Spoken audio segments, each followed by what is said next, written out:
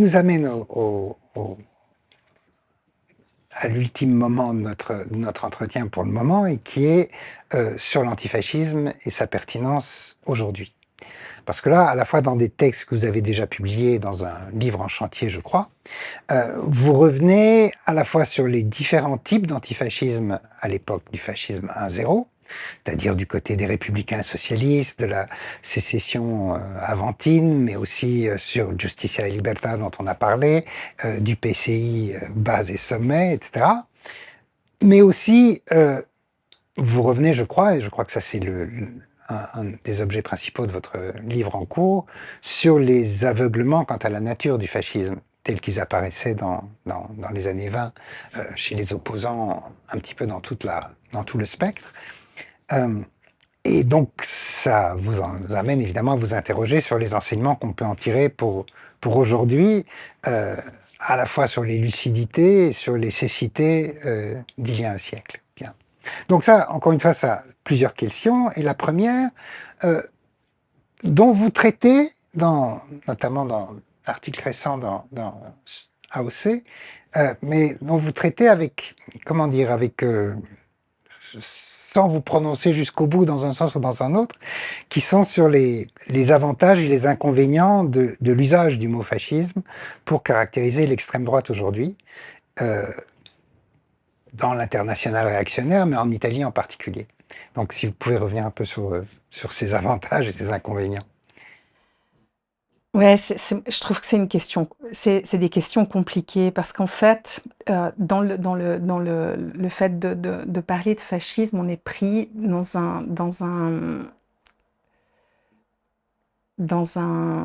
un jeu qui est très compliqué.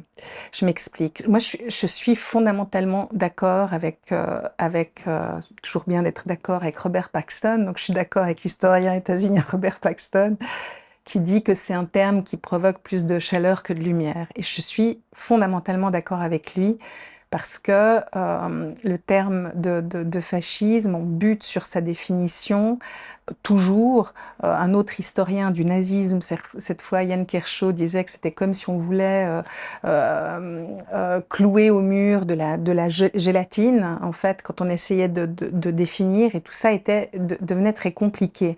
Alors maintenant, ça ne veut pas dire que le terme de fascisme n'a pas de pertinence, il a énormément de pertinence.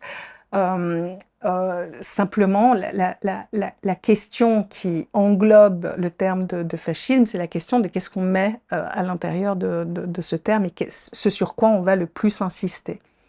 Et on se rend compte aujourd'hui que lorsque le terme de fascisme est utilisé, il est utilisé la plupart du temps dans le cadre d'une bataille de valeurs, en fait, indépendamment des éléments qui sont des éléments constitutifs du mouvement, enfin des mouvements et des partis fascistes tels qu'ils sont apparus dans l'histoire. Et je donnerais deux éléments constitutifs. Le premier, c'est que c'est un mouvement de masse, ou trois éléments constitutifs. Le premier, c'est que c'est un mouvement de masse. Le deuxième, c'est que c'est un mouvement qui s'appuie sur une organisation paramilitaire. Et le troisième, c'est que c'est un mouvement autonome qui s'organise en dehors de l'État en fonction de ses propres objectifs.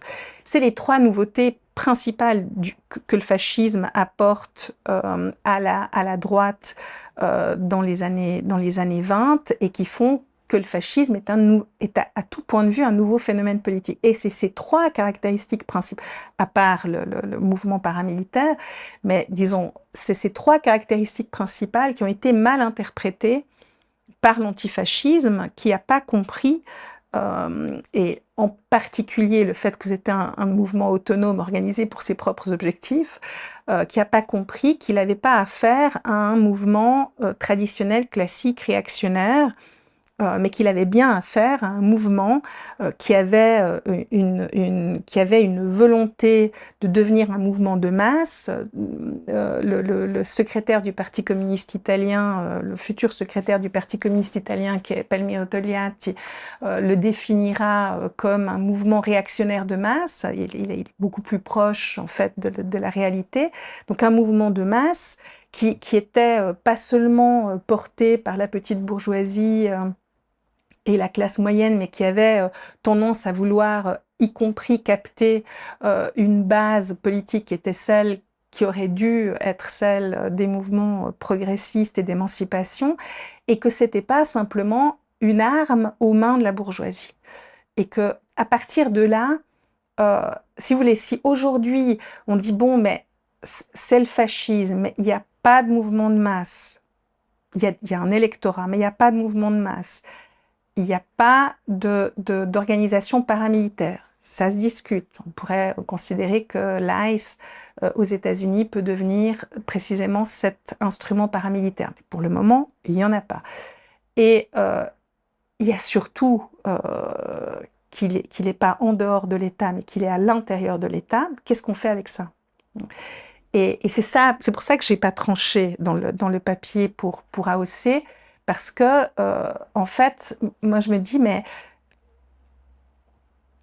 les mouvements auxquels on a affaire aujourd'hui en Italie, bien sûr en Italie, le berceau du fascisme, il n'a jamais quitté l'Italie, comme disait l'historien Emilio Genti, il a toujours existé, donc ça ne sert à rien de parler de retour du fascisme, il a toujours été là. Bon, là je suis d'accord avec lui, mais si vous voulez, si vous regardez l'ensemble des territoires où l'extrême droite gagne du terrain, eh bien effectivement vous avez toute une série de points communs tant dans la montée, tant dans les conditions de montée de ces mouvements vers le pouvoir, que dans le discours politique qui sont engagés.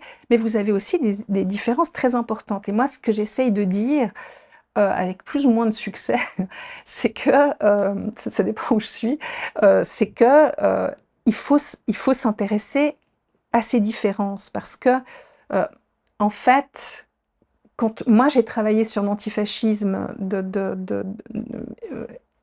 essentiellement italien du début du XXe siècle, ce qui me terrifiait en tant qu'historienne, parce qu'on regarde ça en sachant ce qui s'est produit, ce qui me terrifiait, c'était de lire des articles de presse dans la presse républicaine, socialiste, puis communiste, dans les années 20, qui montraient la montée du fascisme vers le pouvoir et qui ne comprenaient pas de ce à quoi ils avaient affaire. Ils se sentaient encore dans une espèce de compétition politique classique. Bon, bien sûr, il y avait des groupes paramilitaires, les faisceaux de combat, qui laissaient des milliers de morts sur leur chemin. On compte plus de 3000 morts entre 1919 et 1922. Mais enfin, c'était la réaction. Et le fait de ne pas comprendre la modernité, c'est-à-dire ce qui faisait la différence entre la réaction et le moment présent, ça a été une défaite majeure du mouvement, des mouvements qui vont se dire ensuite antifascistes. C'était l'élément catalyseur de leur défaite, parce qu'ils se sont pas concentrés sur la nouveauté. Et ce que j'essaie de dire là, c'est précisément ça. Il y a des liens évident entre l'extrême droite aujourd'hui dans le discours, dans les formes d'organisation, quoique, mais disons en tout cas dans le discours de l'extrême droite avec les programmes politiques défendus par les fascistes, mais il y a des différences. Et si on s'intéressait aux différences pour essayer de voir comment combattre ce nouvel animal politique.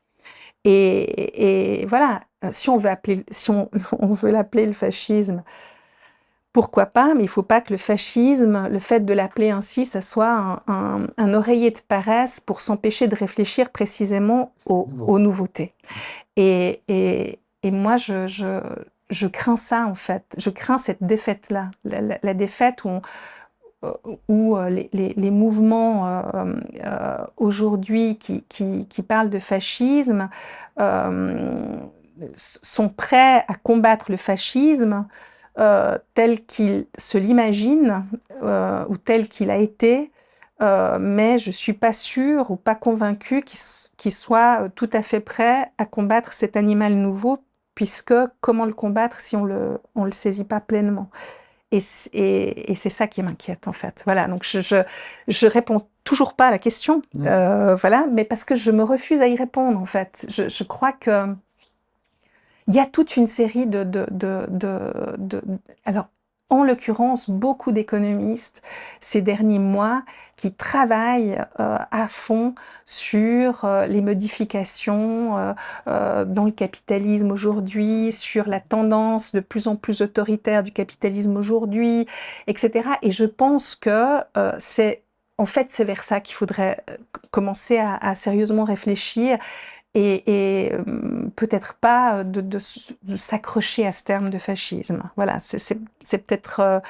voilà, il y a un économiste qui s'appelle Bob Brenner qui parle de capitalisme politique. Il y a un petit livre qui est sorti sur le capitalisme autoritaire. Enfin, il y a toute une série de gens qui réfléchissent à ces questions, mais sur le terrain, disons. On va voir comment ça marche. Qui sont ces gens? Qui est-ce qu'ils arrivent à rassembler?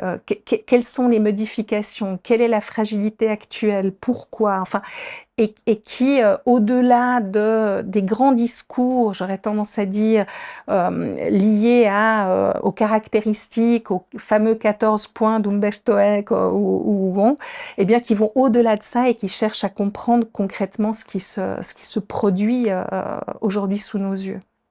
Oui, la vertu principale de l'utilisation du mot, c'est de signaler qu'on n'est pas dans une situation normale. C'est-à-dire que quand vous disiez que quand vous regardez les textes des années 1920, en gros, dire c'est un mouvement réactionnaire, autoritaire, bref, c'est pas très différent de ce qu'on connaît de la droite habituelle. Donc il me semble que l'avantage, ça ne veut pas dire que c'est un avantage décisif, mais l'avantage de parler de fascisme, c'est une manière de signaler à plein d'égards.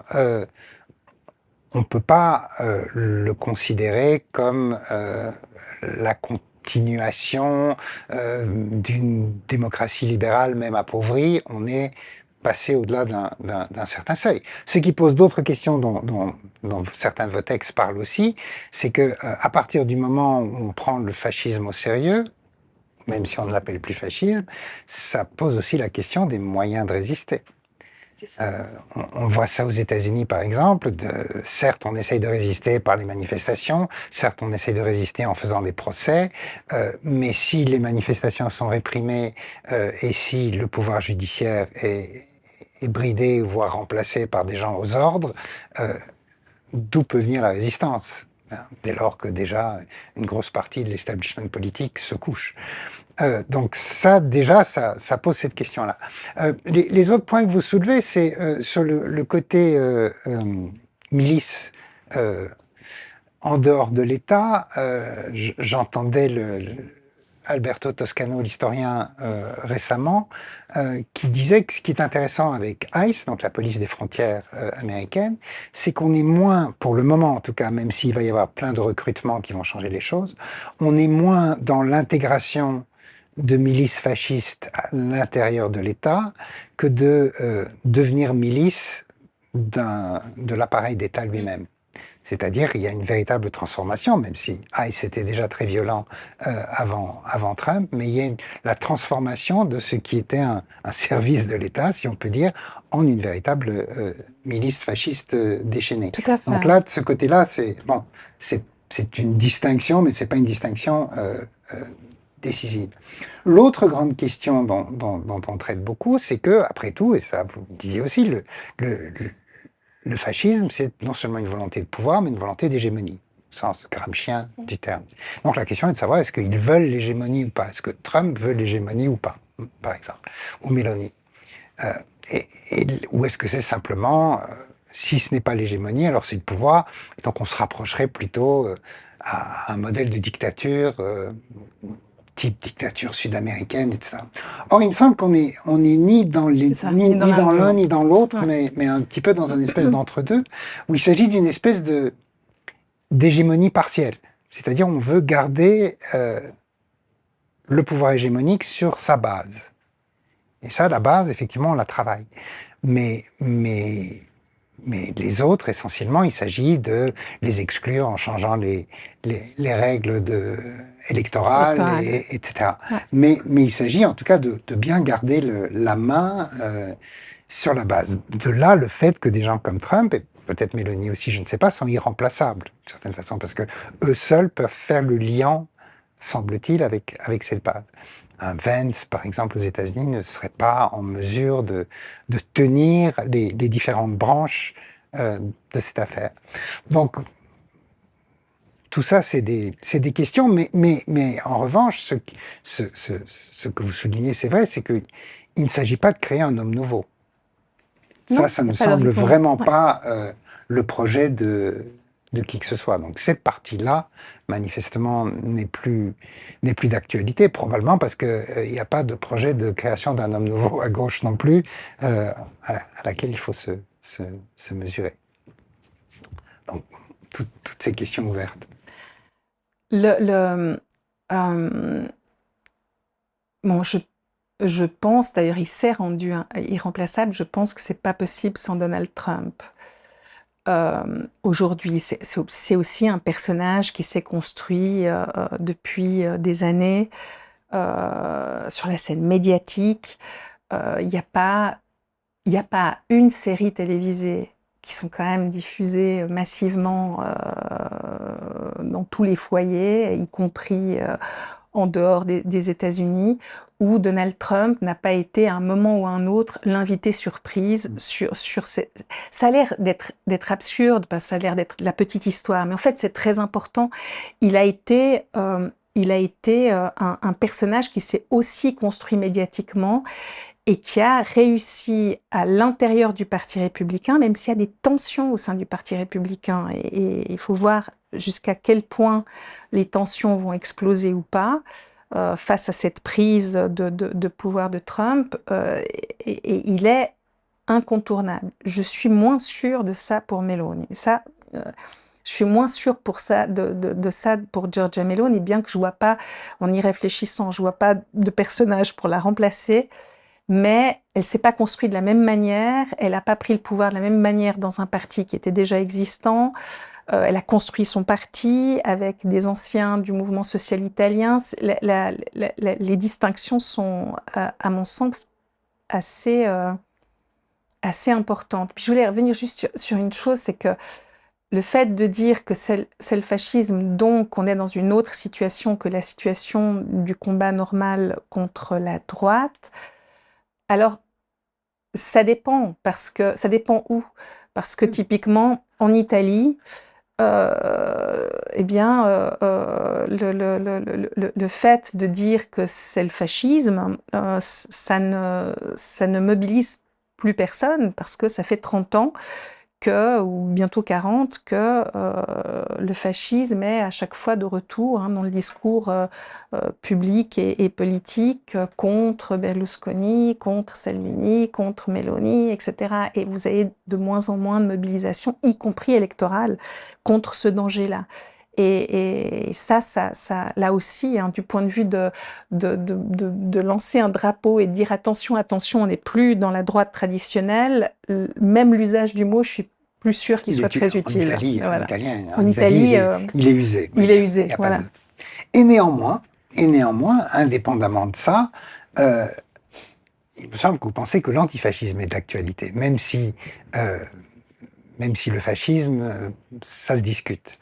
Et donc la question est de savoir à quel titre, c'est-à-dire est-ce que c'est comme un héritage à réclamer, est-ce que c'est comme une ressource qu'on peut encore investir, ou est-ce que c'est une perspective pertinente sur la droitisation en cours. Donc quel usage privilégiez-vous de l'antifascisme aujourd'hui? Alors oui, je pense que l'antifascisme est utile aujourd'hui, et précisément parce que c'est pas l'antifascisme, c'est-à-dire c'est pas l'antifascisme tel que je le conçois, c'est pas l'anti-fascisme tel qu'il est écrit, par exemple, en anglais. Et donc c'est bien un tout. Et ce tout-là, et d'ailleurs c'est pas un hasard si précisément c'est l'antifascisme, que tout le monde est en train tout, à droite et à l'extrême droite ça paraît plus logique, mais à droite aussi, est en train de pointer du doigt comme étant un danger majeur pour la démocratie. en tout cas un des dangers majeurs pour la démocratie, c'est parce que précisément l'antifascisme, c'est une perspective, c'est à la fois un héritage des combats des victimes, de ceux qui ont lutté et qui sont morts pour l'émancipation humaine, l'égalité, et qui ont lutté non seulement contre le fascisme, mais aussi contre tout ce qui l'avait rendu possible. Donc c'est un héritage à récupérer absolument et à se faire fort, enfin à utiliser, parce que comme je le disais tout à l'heure, on ne peut pas envisager le futur sans lien avec le passé. Donc c'est très très important de récupérer cet héritage-là, l'héritage d'un tout et d'une perspective politique qui a été construite au cours des années 20 et 30, qui s'est construite précisément, qui n'était pas évidente au départ, que l'antifascisme, c'est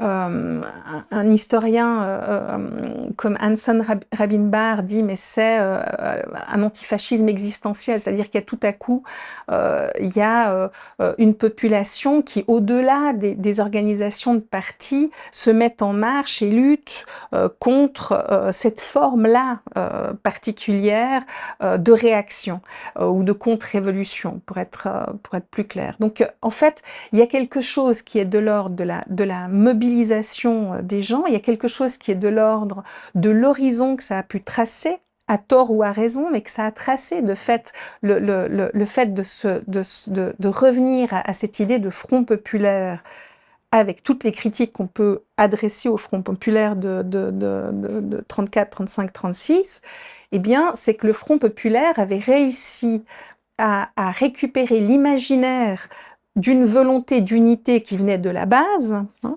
dans le cadre d'une perspective politique plus large qui visait, je disais, l'égalité, l'émancipation. Bon. Et c'est autour de ça, c'est-à-dire autour de cette perspective-là, que l'antifascisme est encore un élément qui parle, parce que, de fait, la bataille antifasciste qui a été menée dans les années 30 en particulier, et puis pendant la guerre de résistance, lorsque l'utopie était, lorsque en fait tout semblait possible de transformer, il était possible de transformer en fait le sort des gens, de bouleverser le sort du monde, d'arriver à d'autres formes politiques, parce qu'il fallait essayer de faire en sorte que le fascisme n'arrive plus au pouvoir jamais. Et donc, voilà. Et donc, toute cette perspective-là, elle a été rangée partout après la Deuxième Guerre mondiale. Elle a été abandonnée. Et c'est cette perspective-là qu'aujourd'hui encore, on essaye de frapper. Et c'est cette option, je dirais, cet horizon d'attente qui est l'objet de la répression aujourd'hui, qui est voulue par toute une série de gouvernements ou de mouvements d'extrême droite, qui sont évidemment tous hein, lancés juste après les déclarations de Donald Trump dans la chasse aux antifascistes et dans la proposition de toute une série de lois pour rendre l'antifascisme comme organisation terroriste, alors qu'on le sait. Voilà. Donc en fait, c'est cette perspective, c'est cet espoir qui fait peur, en fait. C'est cet espoir qui est source d'une possible étincelle révolutionnaire de changement social profond, qui est sans doute celle qui fait le plus peur aujourd'hui, parce que c'est autour de ces perspectives-là de lutte, des perspectives unitaires de lutte, c'est-à-dire celles qui fondent l'unité de ceux qui sont les premiers à subir les politiques de l'extrême droite, qui fait peur précisément. C'est cette possibilité d'unité qui fait peur. Donc on en revient à l'idée que même si nous, on n'est pas sûr de savoir ce que c'est l'antifascisme, eux, ils savent. Eux, ils savent. Donc ça, c'est déjà moyennement rassurant, mais enfin bon, un peu quand même. Mais, et on terminera là-dessus, peut-être deux questions restent, me semble-t-il, ouvertes dans cette notion d'antifascisme. Parce que et les deux se retrouvent dans, je crois, ce que vous avez exploré. La première, c'est de se dire que l'antifascisme, ça peut être vu, je dirais presque comme un programme minimal, au sens où le fascisme c'est insupportable, donc il s'agit de rassembler qui on peut. Et après tout, on pouvait voir ça, on peut ranimer, je sais pas moi, l'imaginaire des brigades internationales, avec Hemingway d'un côté, des anarchistes de l'autre, et donc c'est l'idée que ça peut ratisser large, y compris des libéraux honnêtes, sincères, etc. Bon, ça c'est une vision. Et l'autre vision serait, au contraire, que l'antifascisme, c'est un anticapitalisme radical, est tellement radical qu'il est prêt à tout, y compris à passer à la lutte armée pour conjurer le fascisme, avec cette idée que on n'abattra pas le fascisme si on n'abat pas le capitalisme aussi. Et ce qui est intéressant avec l'antifascisme, c'est qu'il embrasse les deux, alors que les deux sont manifestement, sinon en contradiction, en tout cas en tension. Avec aussi ce que c'est le corollaire que ça soulève et que vous avez évoqué, c'est que effectivement il y a aussi une longue histoire d'aveuglement, à mon sens en tout cas, du marxisme sur le fascisme. Et cet aveuglement, il est dû au fait que précisément le fascisme est vu simplement comme la réaction de la bourgeoisie quand le libéralisme ne marche plus. Et que c'est une espèce d'idéologie de rechange ou de crise. Quand la révolution approche, on essaye de vendre le fascisme pour sauver l'affaire. Ce qui fait l'impasse sur beaucoup de choses, et en particulier, je crois que vous le disiez de manière différente, sur la désirabilité du fascisme. Or, il me semble qu'il y a aussi une tradition antifasciste, on pourrait la voir par exemple dans l'école de Francfort à l'époque, et Walter Benjamin en particulier, mais pas que, même Adorno quand il reparle de ça au début des années 60, mais aussi d'une certaine façon chez Georges Bataille à l'époque, d'une autre manière. On le revoit dans les années 60-70 du côté de Foucault, du côté de Deleuze-Guattari en particulier, cette idée de penser à quelles conditions le fascisme peut être désirable et désiré. Donc s'intéresser à son attractivité et non pas simplement au fait qu'il ne serait qu'un instrument. Mais ça, évidemment, ça entre dans le débat et de la question de savoir si l'antifascisme, c'est une espèce de grande ouverture humaniste à tout le monde, ou si c'est une manière de dire que c'est la révolution ou rien. Et comment on joue avec ces trois éléments-là. Bon, moi, disons, je dirais pas qu'il y a il y a un aveuglement du marxisme sur le fascisme. Je pense qu'il y a un aveuglement clair de la troisième internationale, disons, après 24, et des partis communistes sur le fascisme. Ça, c'est très très clair avec la politique catastrophique qui a été menée par le Parti communiste allemand juste avant l'arrivée d'Hitler au pouvoir. Le Parti communiste allemand disait que, entre autres choses, que la forêt social-démocrate était beaucoup plus dangereuse que l'arbre national-socialiste, et annonçait en janvier 1933, donc juste avant la nomination d'Hitler, qu'il n'y avait aucun risque que Hitler arrive au pouvoir. Donc il y a un aveuglement réel d'une partie des leaders politiques des partis communistes dans le cadre de la Troisième Internationale. Mais chez les militants, je pense qu'il y a des choses, je tiens à le dire parce que c'est vrai, sinon voilà, chez les militants, il y a des choses tout à fait extraordinaires qui ont été écrites et sur lesquelles on continue encore aujourd'hui à réfléchir. Il y a ce texte de 1923 de Clara Zetkin qui est dans mon bouquin. Il y a les textes d'approche de Gramsci, alors bien sûr les textes de Gramsci en prison, mais aussi les textes d'approche de quand il est encore, qui peut encore réagir et analyser la situation. Il y a des libertaires qui travaillent sur ces questions. Donc il y a des choses qui sont intéressantes dans la gauche antifasciste et y compris chez les marxistes.